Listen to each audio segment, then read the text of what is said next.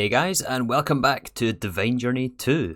Last episode we progressed through RF2's dimensions and made one for iodine, effectively giving us free chaos shards, while in the process also obsoleting these two liquid crafters, which feels a little bit bad, but I'd rather save on the resources. We also built a dimension for stellar alloy, and yes, these smelteries are not needed. There's no need for us to go through the Tinker smeltery here, we just need the casting basins. And we finished the episode by making GERC crystal blocks, completing out chapter 27 and unlocking this third last chapter, Project E.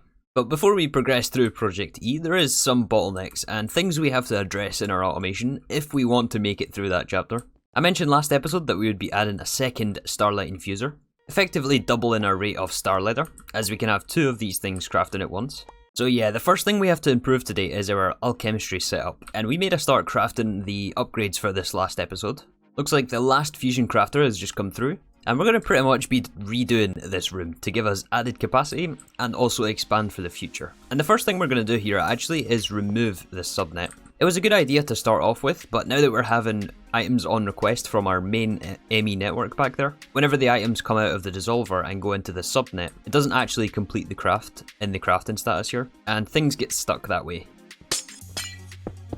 So instead we'll just add the cells into our main network drives here, and I'm not really worried about these drives filling up. First of all, we can create drives basically for free now that we have mystical agriculture seeds. And secondly, we are not going to be putting the dissolvers on passive. I think most of the stuff will be on request, and therefore we won't have items constantly filling the drives. So yeah, we're going to start off by adding two more chemical combiners.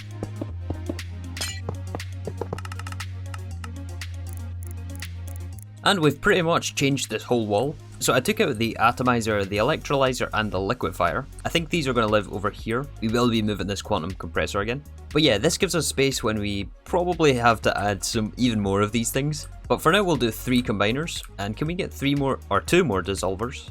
We should have the materials for this. Yeah, we do. And yeah, this craft alone takes over 200 star leather, which is why it was pretty essential to add that second infuser. And the reason we're upgrading these is for GERC. Yeah, in fact, we're even missing stellar alloy, wow. And this is just for one of these things. And we're missing amide, which we were just manually melting before, but this comes from luminescence, which we are creating passively here. We have 64 stacks in this. Maybe let's upgrade this drawer a little more. Yeah, 3,000 stacks. In fact, that's probably a little much. Remember, this takes elevatium ingots. Alright, I put in all the remaining recipes. All that we're actually missing here is the stellar alloy. And we can't leave it like this. We have to fix this. We can't keep the smelteries here. So yeah, this is a little bit better. I did feel a little bit silly once I realised that we didn't need the smelteries.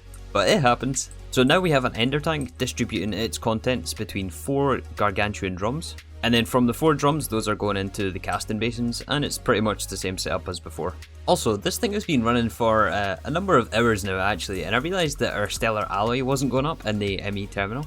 And I think this might be the reason why. You know, it would help if we actually plug things in. Oh yeah, 33,000 blocks, that's more like it. And the builder has been running for a number of hours now as well actually, and all of our drums have filled up. So I think it's about time we reclaim the builder in this dimension. And we're going to invest in another liquid absorber here. I think we should have a spare machine frame for this. Yeah, we do. And we are going to use this liquid absorber to invest in the bromine dimension. So bromine here is used in our dimension splitting compounds. Once we have this, we have 2 of the fluids fully automated, as we have uranium seeds, which means we only have to worry about the rhodium and the plutonium when we inevitably make more of this stuff. So yeah, we place our liquid absorber and bromine underneath. If I remember correctly, we need 8 buckets of bromine. Oh, and again, we're missing this type controller down here. Yeah, the liquid type controller. We just had to melt another liquid dimlet, and this gives us our bromine dimension. So we're going to swap out the stellar with the bromine. We'll keep the liquid terrain dimlet in there. And we have our infinite dimension of bromine. So we can hook up some power, an ender tank, make sure we load the chunks here.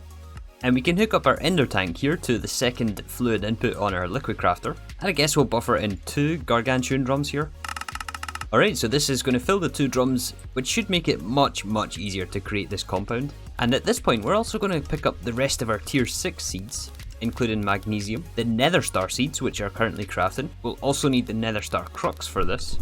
We can also pick up solar seeds. And we might as well pick up the rock crystal seeds, although I don't foresee much use for these ones specifically.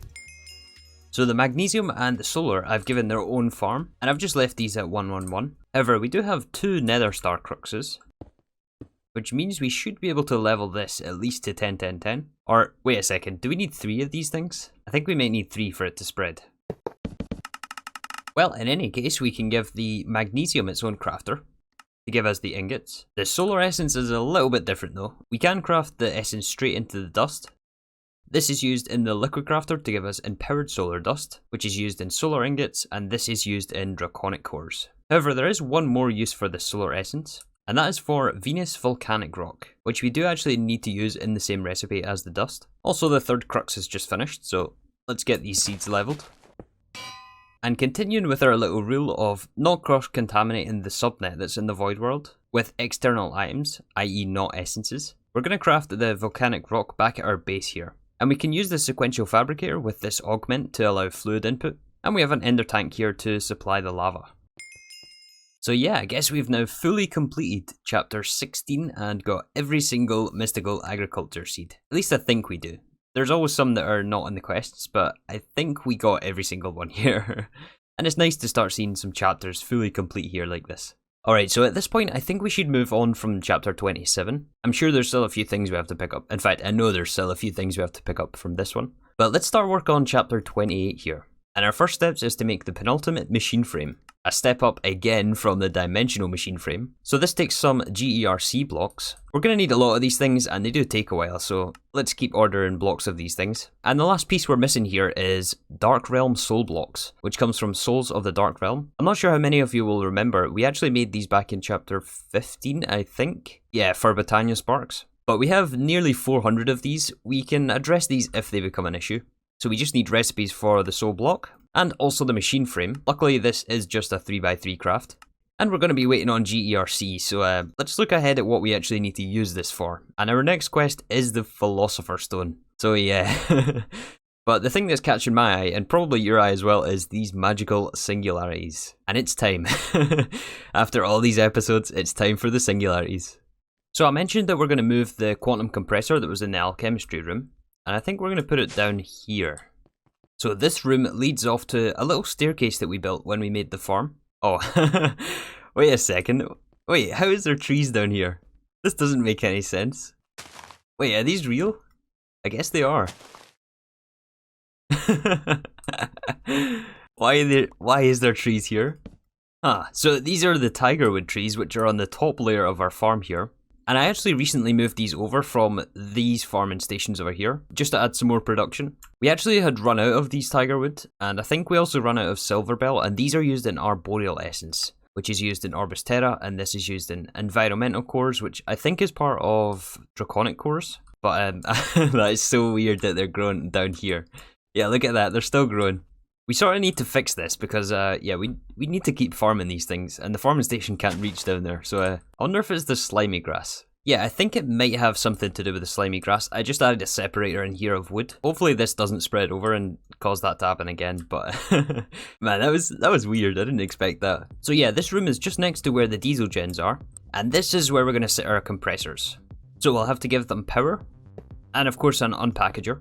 And instead of putting the recipe package holder straight in the unpackager, we're instead going to put a ME interface on top of this, hook this up to the connection above, and lastly we need some item conduit to send the output back into our ME system. And that is basically the whole compressor setup, but we're not finished yet, there is still a lot more clicking to do.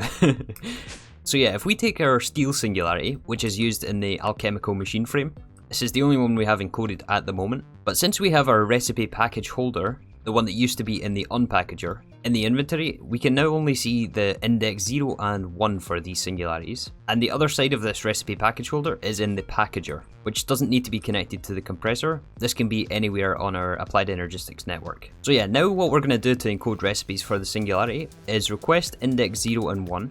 These indexes basically count as the inputs for this. So like, for example, this one, index 1, has 424 steel in it, and the other one will be however many items, like 9 stacks of steel, to make up the 1000 for the singularity. So now we want to encode a recipe that is index 0 and index 1 is going to equal a steel singularity. This goes inside the interface next to the unpackager. Make sure we put our singularification catalyst back in. And now we should be able to request steel singularities, which is going to send the items to the unpackager. Place those inside the quantum compressor. Once it fills up, it has a small crafting time. I wish this was a little bit faster, but I think this means we're going to have to add more compressors. But yeah, once that crafts, it will take the item out of the side via this item conduit and put it back into our ME system. So yeah, now checking these magical ones that we need. Yeah, there is a lot of these. However, I think I was having a look at these, I think most of them we have the materials for. The vast majority we have seeds for, but there is a few we have to address. And one of those we have to address is Netherite, which we can find in the Nether here, as well as Bloodgem, which I think is this one here. Yeah, this is Bloodgem. So these two we have about 1,000 in our ME system, which of course is not going to be enough. We need 1,000 per singularity. So the way I see it, we have, I think, 2 options. Well, a little bit more than 2, but 2 that is going to work for us. We can either builder the Nether some more, or we could get a little revenge on these wildfires who have caused us some number of deaths throughout this series. We're going to grab a soul vial of these guys. And these guys have a small chance to drop us 40 netherite ingots, affected by looting, if I'm reading this correctly, right? 2.5%. If this fails, we will end up building the Nether, but... And I think it's about time we keep ordering some more GERC. Can we get 4? We can get 4, nice. So yeah, these wildfires we're just going to add into our bank of powered spawners here. Oh no, I forgot to turn the fans off. And we're actually going to swap out the Ender Energy conduits here with Melodic. I don't think the Ender Energy were able to keep up with some of the power costs of these spawners.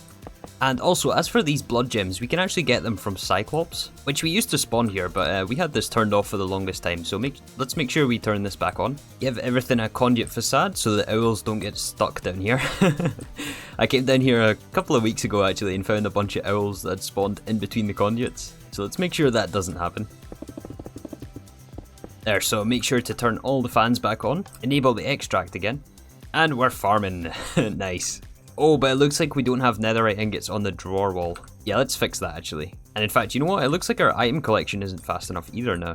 Yeah, let's also add a ranged collector here, just as a little backup. Hook it up with some cable, switch off the whitelist, and I think we're good to go now.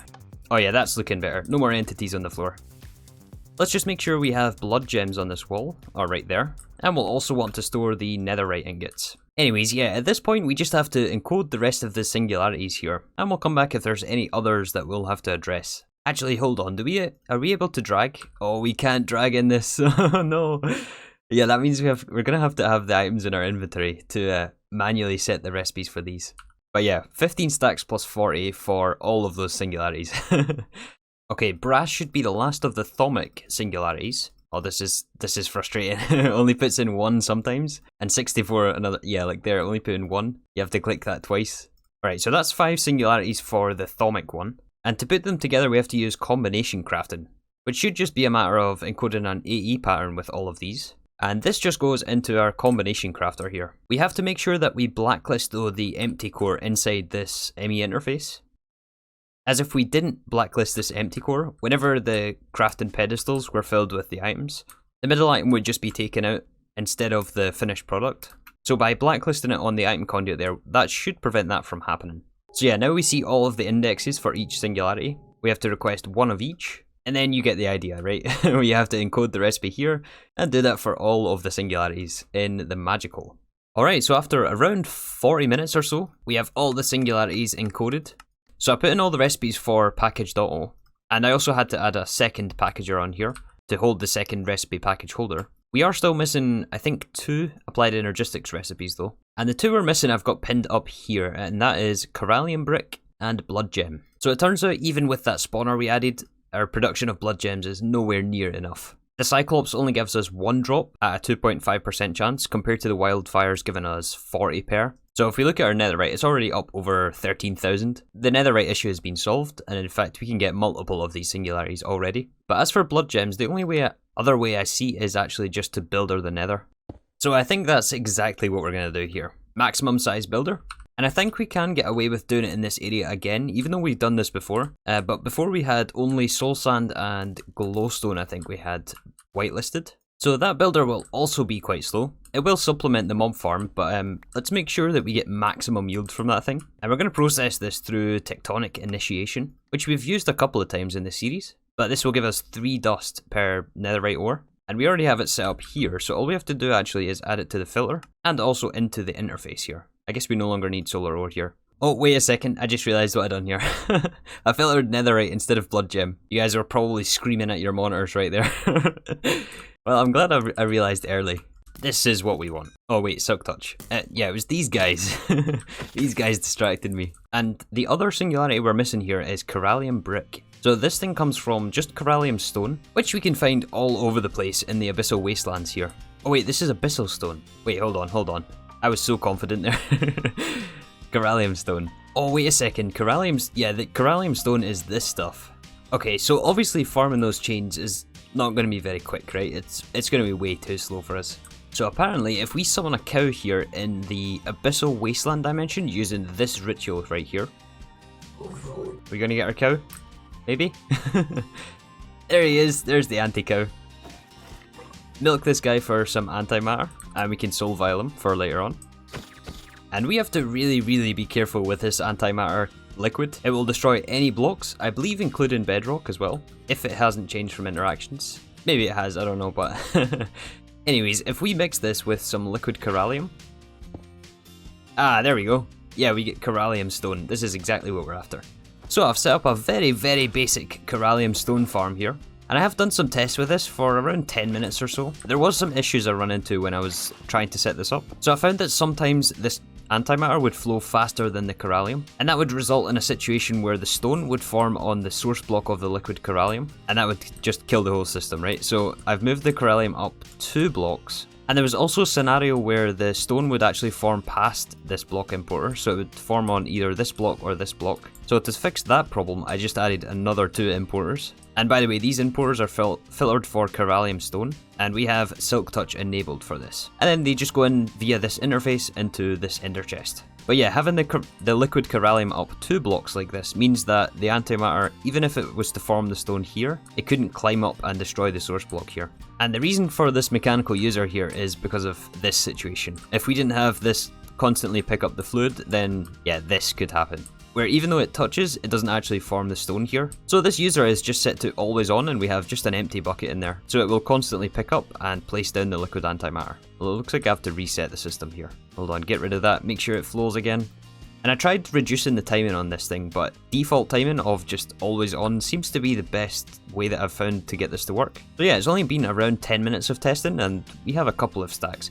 We may have to add some more setups like this, but they are very cheap to implement, right? It's just a couple of importers, a mechanical user, and 2 source blocks, basically. That, and there is plenty more for us to be doing before we need a ton of those singularities anyway. So yeah, we can just add the Coralium Stone into our drawer network, and this is just going to slowly build up over time for us. Which should mean that that was the last item actually for the Magical Singularity, just the Corallium Brick Singularity left. Although there is a smelting step, it does take Corallium bricks, and not just the stone. So let's replace this induction smelter here that used to create us rock crystal ore.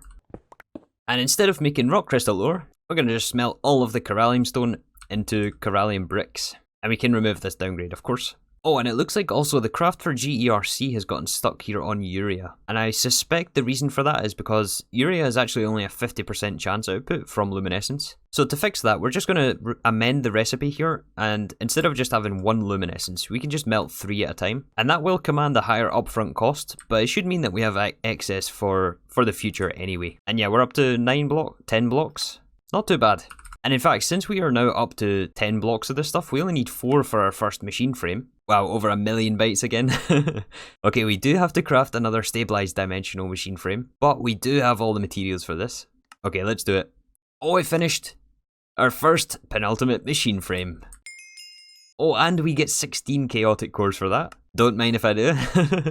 So yeah, now we're into philosophy. Oh, and it gives us some extra singularities. That's very handy. So we do have to pick up 1 of each of the singularities. Let's actually make sure we do that. A lot of the indexes I already crafted to encode the recipes. So I think we can just order 1 Thaumic, 1 Extra Magic, 1 Divine, and what was the last one? Abyssal? I don't think we're going to have Abyssal yet. Yeah, we're still waiting on Corallium. However, in the short space of time since we set the Corallium up, we are already up to 700 bricks, and we only need 1,000 per singularity. Uh oh, something's got stuck here. I think I might have messed a recipe up for amber. That's not good. Okay, which one was amber in? I think it was this packager.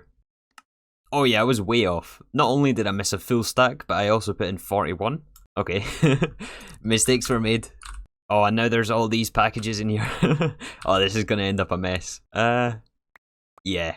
And because we edited the recipe inside package.all, we do also have to make sure we change these indexes in the AE recipe. But I did clean all of that thing up. That was a mess. Okay, index 1 and index 0. So yeah, let's start piecing together this Philosopher Stone here. And currently this is our progress.